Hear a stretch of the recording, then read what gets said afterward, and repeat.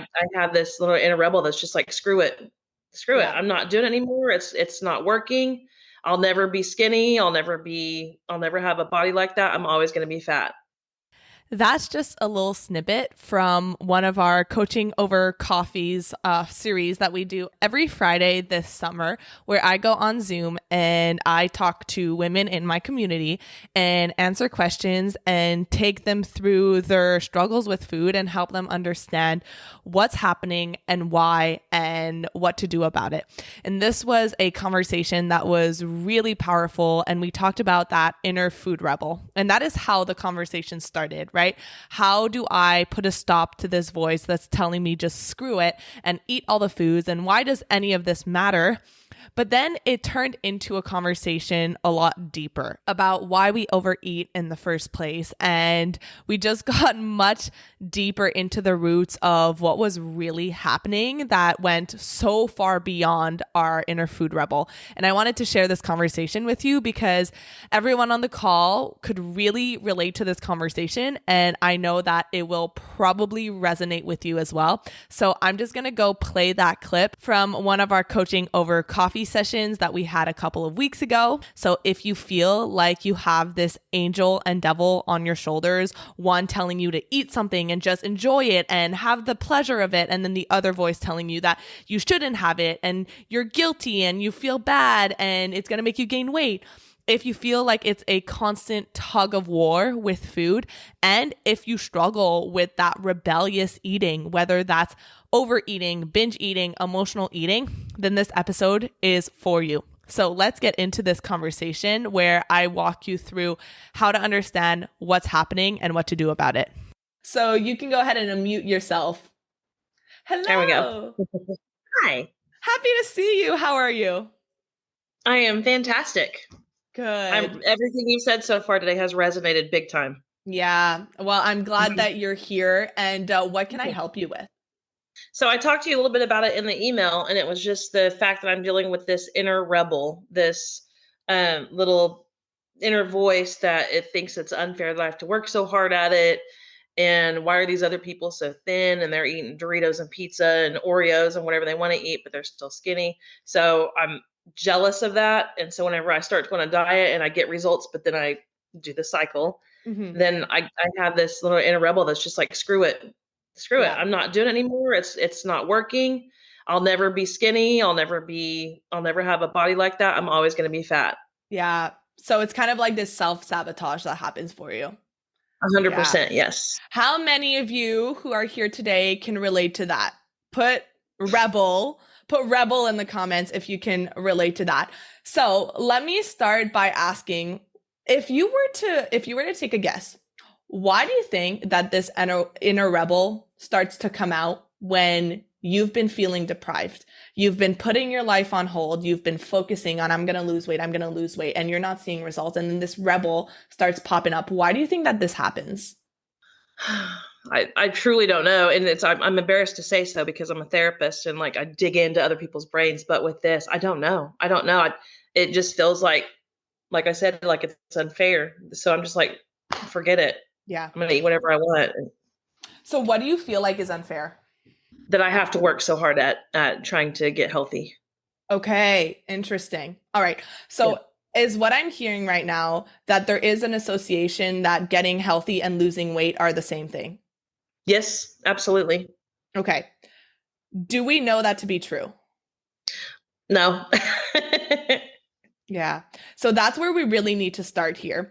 There is a massive misconception and really a lie that's been going around by diet culture, which tells you that if you lose weight, that goes hand in hand with you get healthy. How many of you know people who are thin and unhealthy? Yeah. Yeah. So how many of you we are all females here. You probably know someone who is related to someone who has struggled with breast cancer, right? Who has been affected with breast cancer. Breast cancer affects our health in a very deep way. I personally lost my godmother to breast cancer.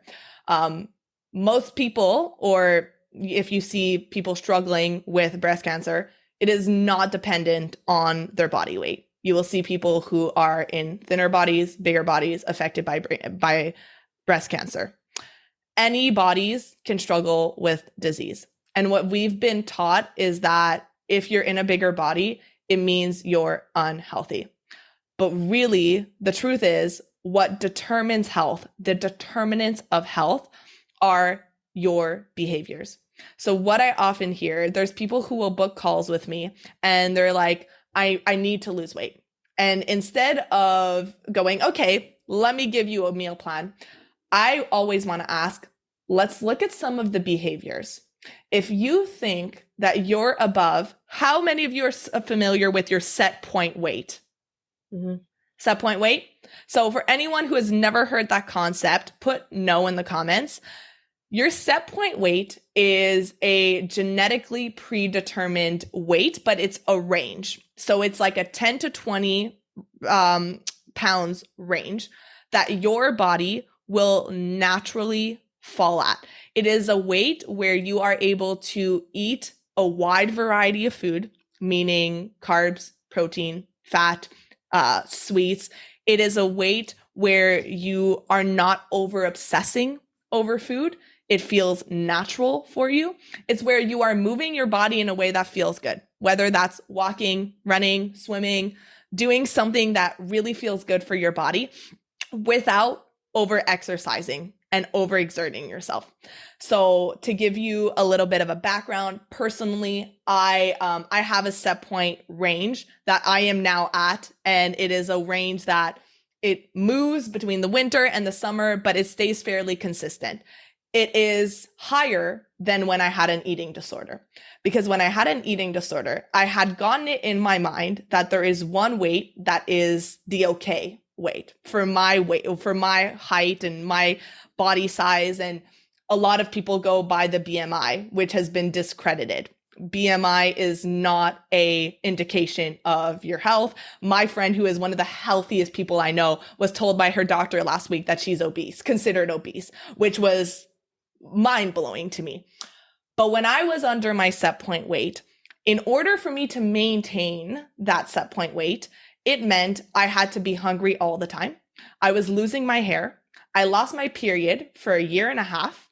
I was exercising every single day without any days off, which meant that it affected my social life because I was at the gym at 6 a.m. I couldn't go out the night before. I was afraid of eating anything that was high calorie, high carbs, high sugar. And so that is the weight, those are the behaviors that was required for me to stay under my set point weight. And when it comes to diet culture, at some point in your life, most of you were told or internalized the belief that there was something wrong with your body. Maybe it was by when you were a teenager, your parents, well-meaning doctors, told you that, oh, she's a little chubby. Maybe we'll bring her to Weight Watchers with us. Or maybe it was when you were in your 20s. And for me, it was like when I got to university and I was terrified of gaining the freshman 15, and you start seeing your body change, you start moving into your adult body. It may have been a bit later when you had kids. And after you had kids, what message do we get? Get that pre-baby body back, right? We've been conditioned to believe that your body is going to stay consistent throughout adulthood, even though we would never think that a 12-year-old should have the same size clothes as that same 16-year-old. But we've been taught to believe that we're going to have the same weight throughout an entire life. And because of that, there was that moment where you had that message, there's something wrong with my body.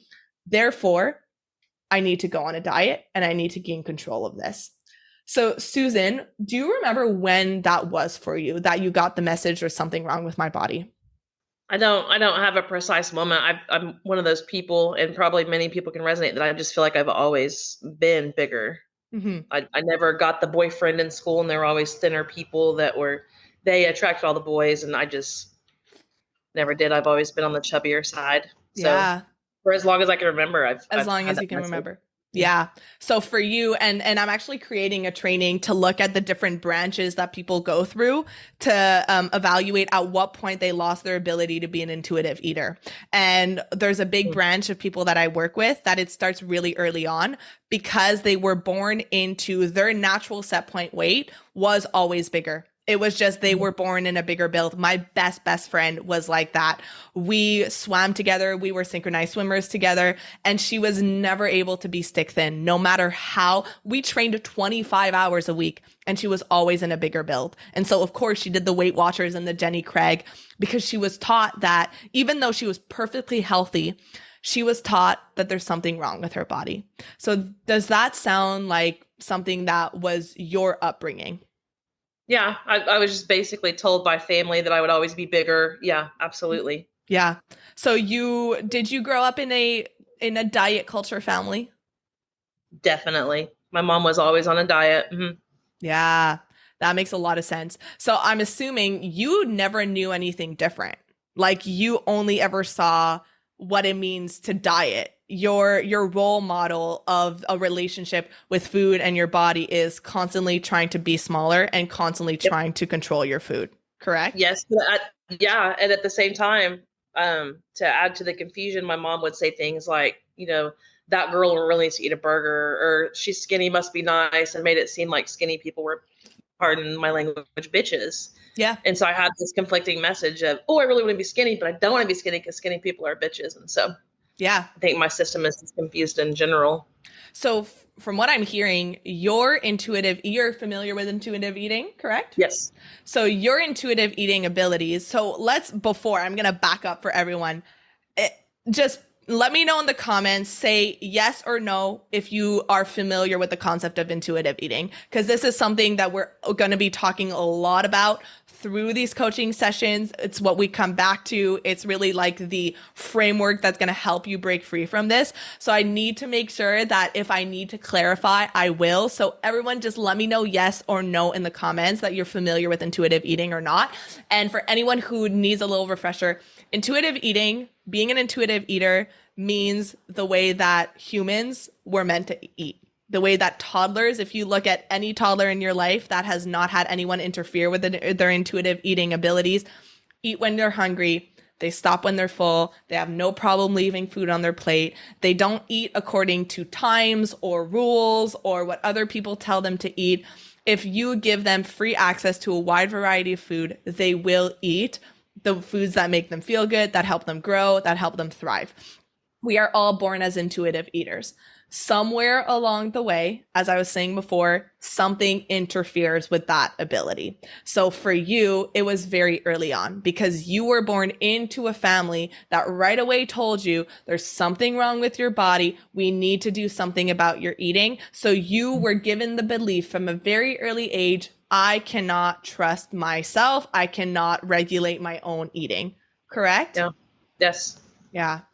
So, of course, it makes total sense that right now you still feel like I keep trying to make my body look a certain way.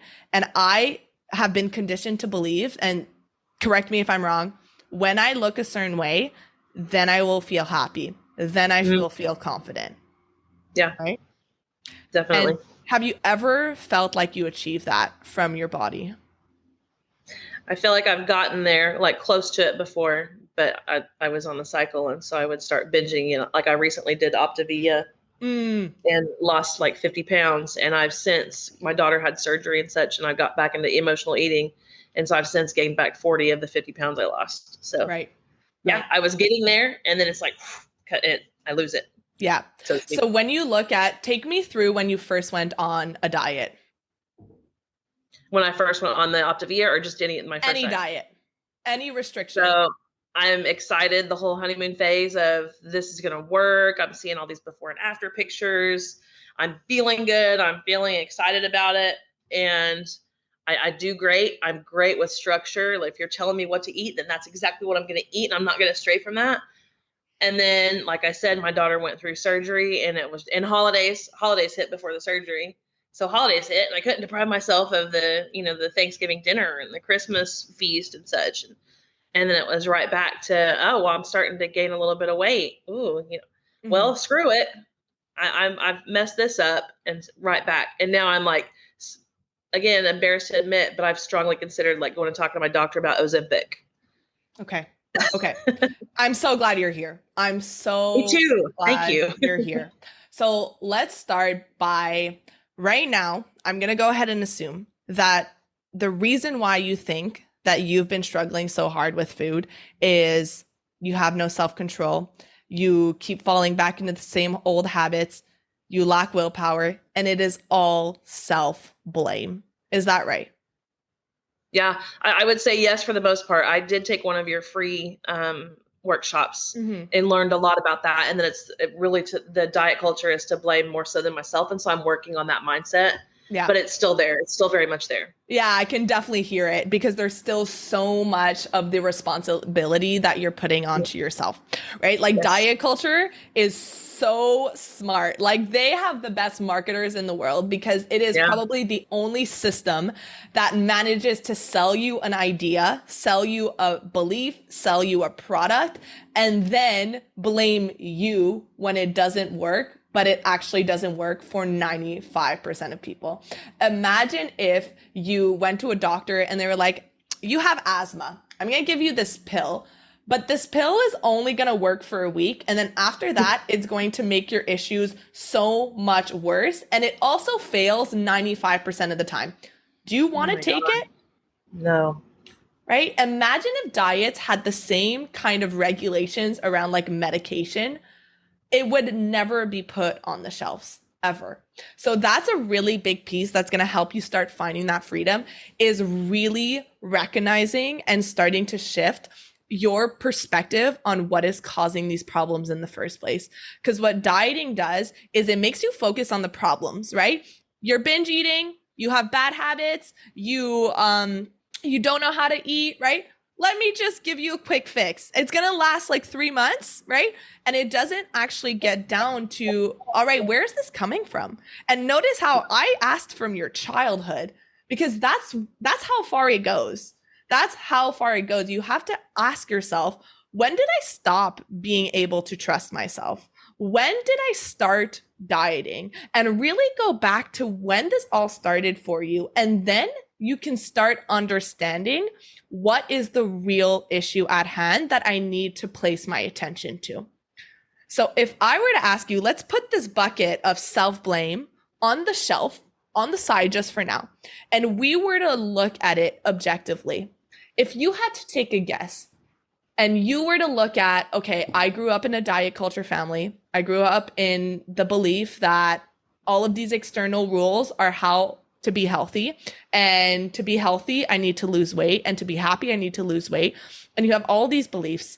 What do you think is the real reason why, if you were to pick one thing that you're struggling with the most with food, one of the biggest problems you want to solve, what would it be? Probably just overeating in Overeating. general, whether it's healthy foods or unhealthy foods. Yeah, overeating. Not knowing my body, not listening to my body cues, not Okay. feeling them. So if you were to get really just curious, what do you think is the real reason why you have such a hard time with overeating? Because I'm feeding something else. Okay. So Hmm. there's an emotional piece to it. Sure. Okay. Yeah, that's comfort. Absolutely. Sitting down with a big plate of food is comfort. Hmm. So emotional eating is going to be one of those things, right? Yes. So that's one. It's not all. So what are some of the other reasons why you think that you struggle with overeating? Because like I said, I can't yet recognize my body cues of knowing when I'm full. Like when do I stop? Because I still feel like I could eat. Am I hungry? Like my stomach is still hungry? My mouth is still hungry. Oh wait, my stomach's full, but my mouth still wants more. Like how do I find that balance? Because I get caught up.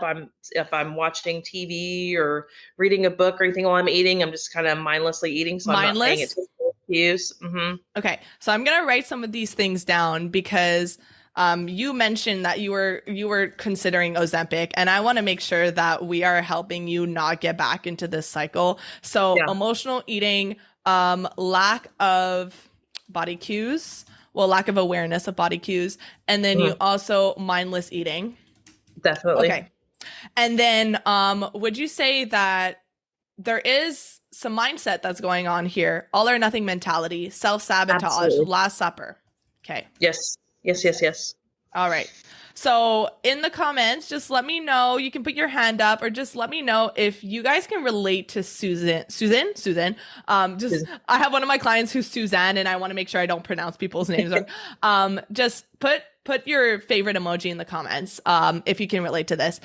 So given everything that you just described, so you mentioned that you struggle with overeating and it's due to number one, emotional eating, which means lack of emotional regulation skills, right? You have Mhm. never been taught to cope with strong emotions, whether it's stress, anxiety, boredom, loneliness. You've never been taught how to properly feel those emotions, regulate yourself, and like ride the wave of those emotions. So when they start boiling up, your brain goes, this is a dangerous emotion. I don't want to feel this. It feels uncomfortable. Let me turn to food. I'm going to distract myself temporarily. You eat, and then afterwards, the emotions come back, but there's also the guilt and shame from the emotional eating to add to those negative emotions.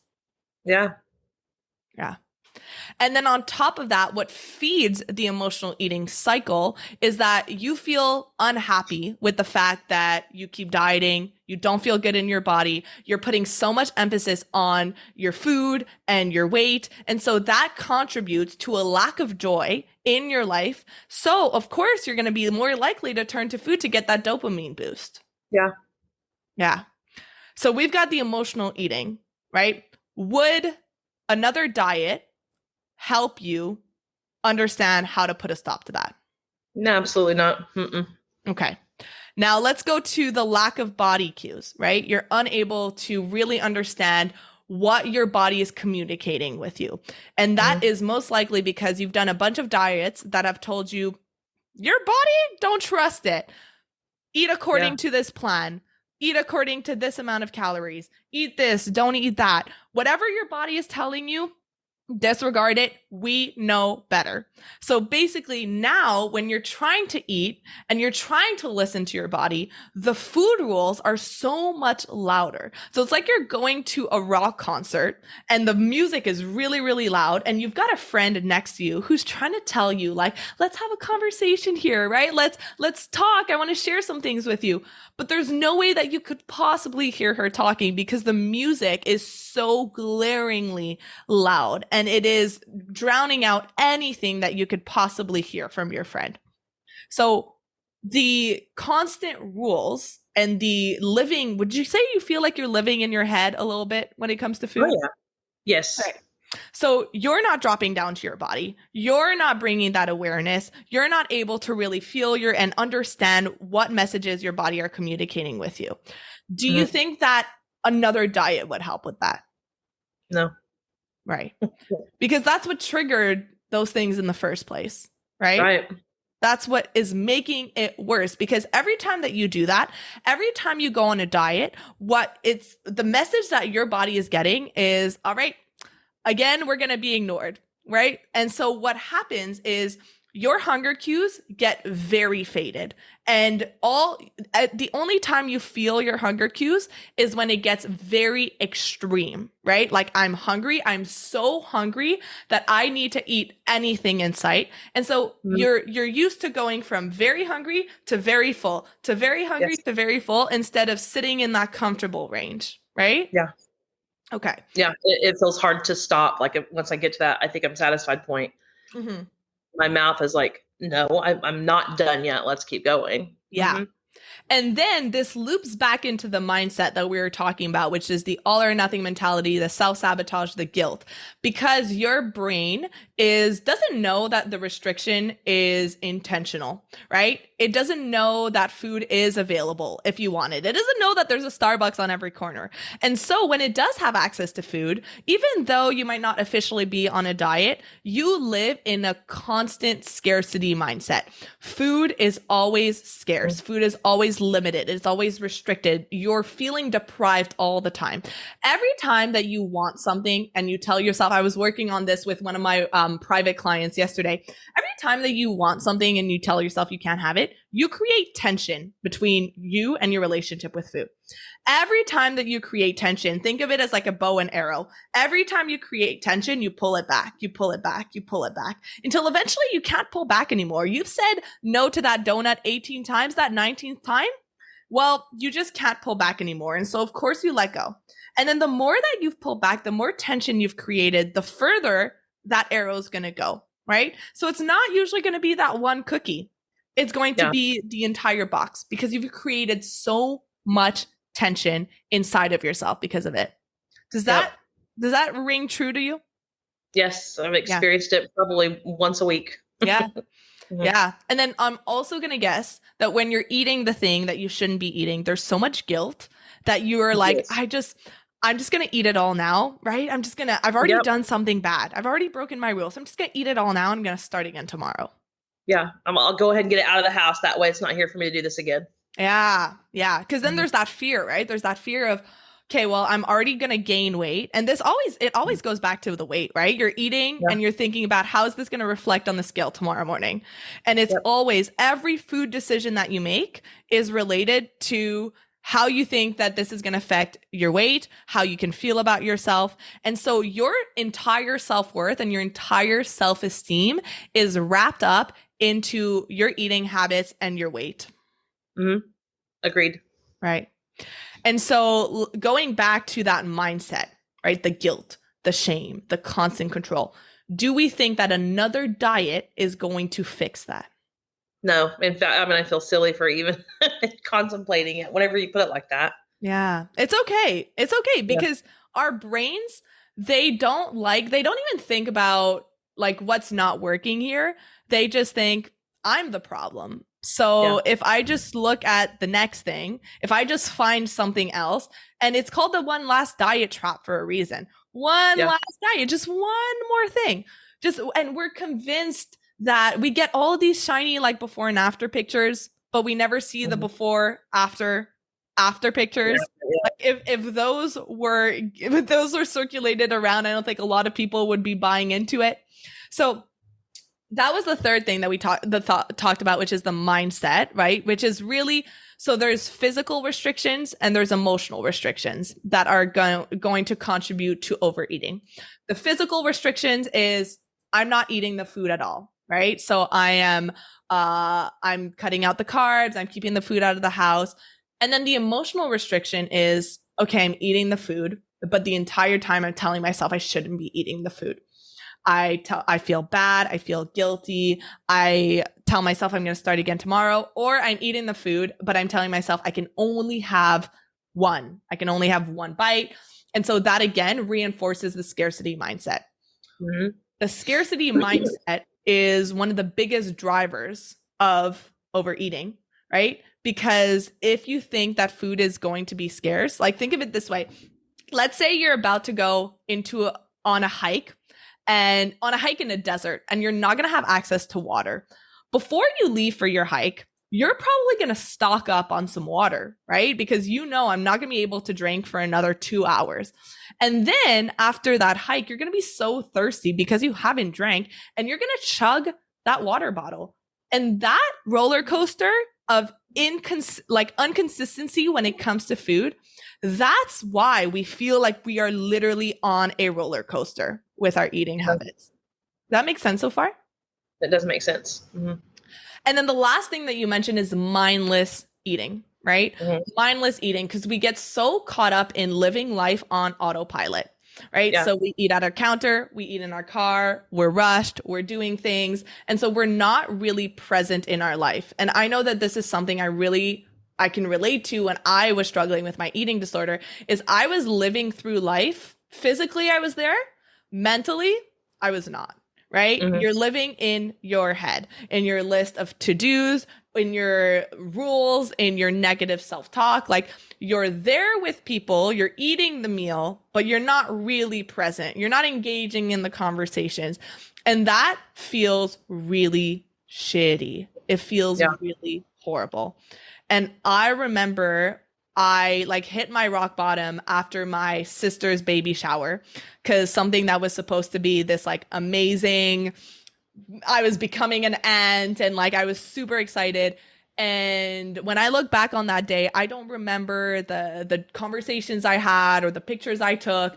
I remember spending the entire day by the buffet table, going back and forth because there was the pasta and the sandwiches and all the things that I was not used to eating. So of course, I couldn't control myself. And I kept going back and forth between the bathroom because I felt so sick. And that's all I Mm. remember. And I'm really thankful that I've made the changes in my life as early on as I did, because if I had the weddings and the more baby showers and my own wedding and my own honeymoon that were tainted and all I can remember is that, that would make me really, really sad. And so Yeah. the mindless eating, it's not an issue of willpower, of discipline. It's an issue of how, and mindfulness doesn't just apply to food, it applies to all areas of your life. One thing that every single one of my clients say when we start working together is, I am so much more present in, Yeah. I'm like one of my clients, she's so sweet and she has a 2-year-old daughter. And one of the things that she used to do is like her daughter would eat at the table and she would just eat at the counter.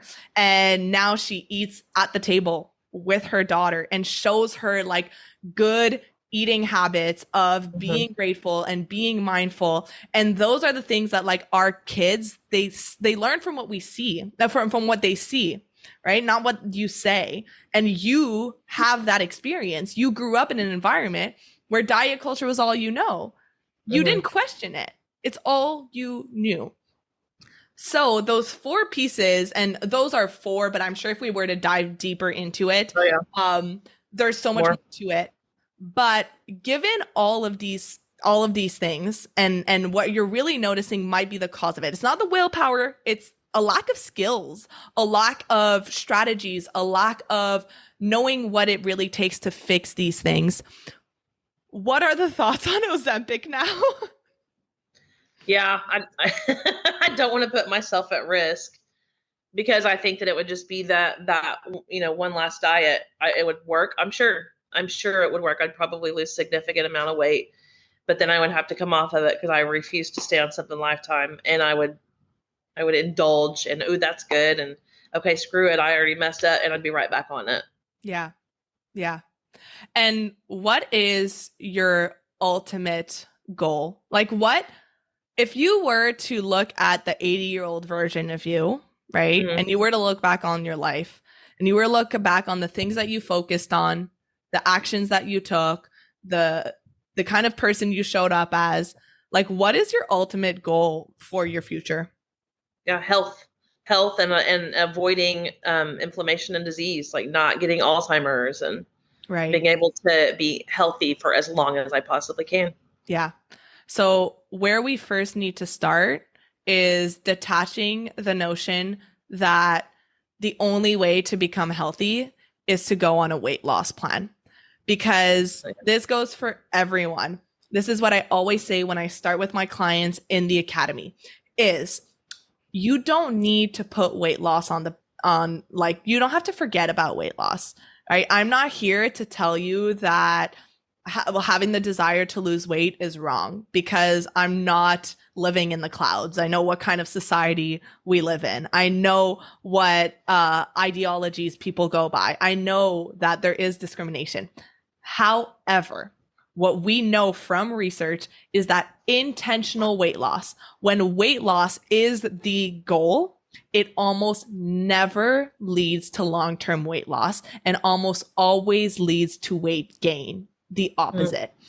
Because intentional weight loss leads to increased binge eating, increased cravings, the inability to listen to your body. It actually increases your risk of heart disease, of high cholesterol, of premature death, of yo-yo cycling, of abdominal fat storage, right? Which is that more dangerous fat. So I know it's so hard because you have probably all lived your life thinking, if I go after this intentional weight loss, then of course I'm going to change my habits and then I'm going to be healthy. Like that's what we're all told.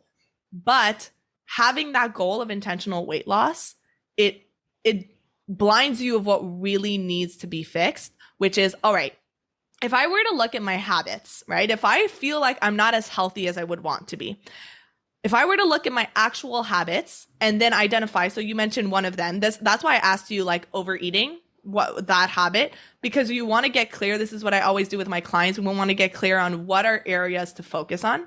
And then once we know, okay, what are some of the habits? Maybe I don't move as much as I would want to. All right, then what's your relationship with exercise? What is causing the block against moving your body more? I overeat. All right, well, what is your relationship with your body and with food that might be triggering the overeating? So what I would like for you to do, Suzanne, and I'm gonna wrap up this question. I'm sorry I went on a tangent. I swear I'm gonna try to get to more questions from now on, but I hope that this was helpful for everyone. What I want you to do is first, I want you to get clear on if I were to pick one thing that I feel like I need to work on, right? For you, I think it would be overeating. Then I want you to sit down. You're a therapist, so I know that you do this work. All right. I want you to sit down and ask yourself, what are the things that might be contributing to me overeating? And we did some of that today, but I want you to have no filter. And I really want you to get deep, because what we're doing is we're getting to the root cause of it. Because the first step to change is awareness. Once you know what really needs to be worked on, what kind of skills do I need to learn, then we can go to work on finding a real solution that's going to be a long-term sustainable solution to this. Does that help? Yeah, absolutely. I appreciate it. I appreciate everybody sitting through my question. Good. I'm sure that it was helpful for others. So can everyone just put value in the comments if this was valuable for you, if you feel like you could relate to some of the things that we talked about today. And we have 4 minutes, so I'm going to go ahead and I'm going to go back. Does anyone, we had more questions up there. So I'm going to go to, there was iPhone, but iPhone is gone. So Lynn, I'm going to come over to you. Okay. Hi, how are you? Wonderful. How are you, Lynn? Good, good, good. So I think I'm a little more advanced than Susan because I have your food scale. I have the hunger scale. I would suggest that she gets those things. Mm-hmm. It's been a great summer of, trying to reintroduce myself to foods that I haven't eaten in years. I started Weight Watchers at 15. I'm now almost 55. I've been on a diet of some sort ever since. So one of my questions is, we're all mothers. We're heads of our households. And I spend a lot of time planning, a lot of time in the kitchen. I feel like, like yesterday, I was in the kitchen and I was cooking, and then I'm sampling in the kitchen and I'm forgetting about that, hunger scale. And then, I get lost and I can't stop. Any suggestions for how to be able to spend that time in the kitchen, but also, not overeat and not over obsess while I'm there? Okay. So when you start cooking, where is your hunger level? That's a good question. It varies. It definitely varies. Okay. Yes. And sometimes I've actually, at this point, sat down and had dinner when my husband was not home, because I'm either going to eat till he gets there or I'm going to eat and make it valuable. So that's one thing I have done. Yeah, because it is like a really unpleasant experience where you're cooking a meal and you're so excited to eat it, but you basically like eat most of it before you actually go to sit down. And then you're like, oh, this isn't as fun because I'm not really hungry anymore, right? Mm-hmm. Okay. So I would say number one is you want to make sure that when you start cooking, like if you're at a 1 or 2 on the hunger scale, forget about it. Because of course your body is in primal hunger at that point. And if it sees food, it's going to go for it. It's not because of a lack of willpower, not because of a lack of discipline. Your body needs that fuel. So I would say number one is evaluate where you're at on the hunger scale. You don't want to you want to start cooking before you get to that 1 or 2. However, even if you are at like a 1 or 2, you want to give yourself a snack. Like actually be intentional. If I know that it's 5, I usually eat around 6. If it's 5 o'clock, but I'm really hungry and I know that I'm going to eat at 6, have a snack to get you to like a 3 on the hunger scale, and be intentional about that snack, right? Like not just kind of picking around, because once you start picking, it's going to be mindless, right? So I learned this from my mom, because my mom is like an incredible intuitive eater. And I don't know how I got into my path of dieting with like my parents who were really great at that. But like have a bowl and then evaluate, like start playing around with what kind of snacks are like the perfect amount for you. So whether that's going to be some grapes, my mom was like a big grapes and cheese kind of girl, but like grapes, carrots and dip, crackers and cheese, like have a snack that is intentional. So you're like, all right, I'm going to get myself to like a 3 on the hunger scale, so that you're still going to be hungry by the time that you eat dinner, but you're not going to have 8 the entire time, to a point that you're like, okay, I'm really like not even that hungry. Does that make sense? Yes. Thank you. Is that helpful? Mm-hmm. Good. Play around with it. And you can even have your snack like an hour and a half before you start cooking. Just really making sure that if your body needs food, be intentional. Give it the food. That's what I always say. Like, intuitive eating is about being intentional. If you're gonna have that cookie, make it intentional. Be present with it. Enjoy every single bite. Because if you have the cookie and its sole intent is to be enjoyed, but the entire time you're in your head and you're distracted and you're fog eating because you feel so guilty, then what's the point? You didn't even enjoy it. So the goal is to be intentional about your choices and about anything in your life. Be intentional about the decisions you make, about the changes you want to make. Because if you keep letting life just happen to you, instead of making something out of each moment and deciding what you're going to do next, then it's going to keep running on autopilot. And that's where mindlessness comes in. Make sense? Yes. Thank you. Good.